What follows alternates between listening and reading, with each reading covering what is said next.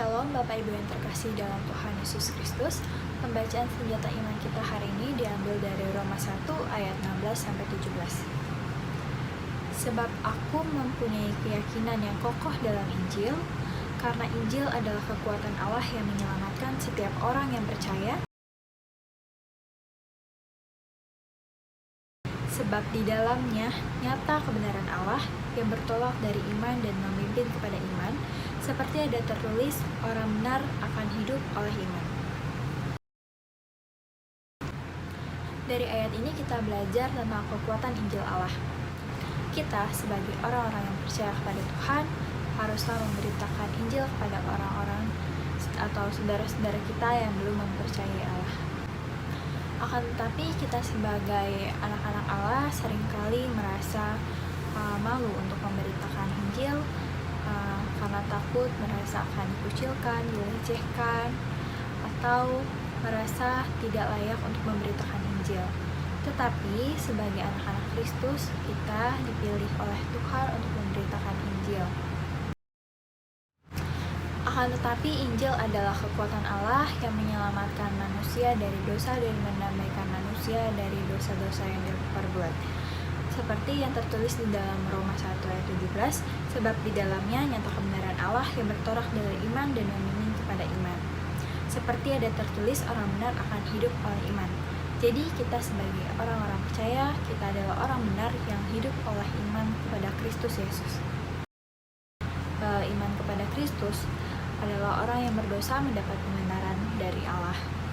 Karena itu, iman bukanlah usaha dari manusia, tetapi iman itu adalah anugerah Allah dalam rahmat-Nya. Selama kita percaya kepada Injil Kristus, tidak ada alasan lagi untuk kita ragu, kita malu, kita rendah diri untuk memberitakan Injil Kristus.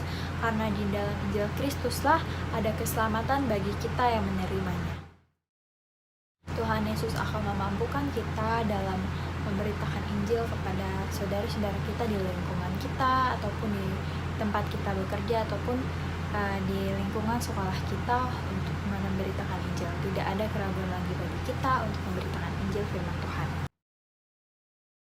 Jadi, kita di sini adalah orang-orang yang berdosa, tetapi oleh karena anugerah Tuhan Yesus Kristus, kita diselamatkan oleh iman kita kepada Kristus. Maka dari itu, kita harus yakin dan percaya bahwa Yesus Kristus adalah Tuhan dan Juru Selamat kita yang telah menyelamatkan kita dari maut.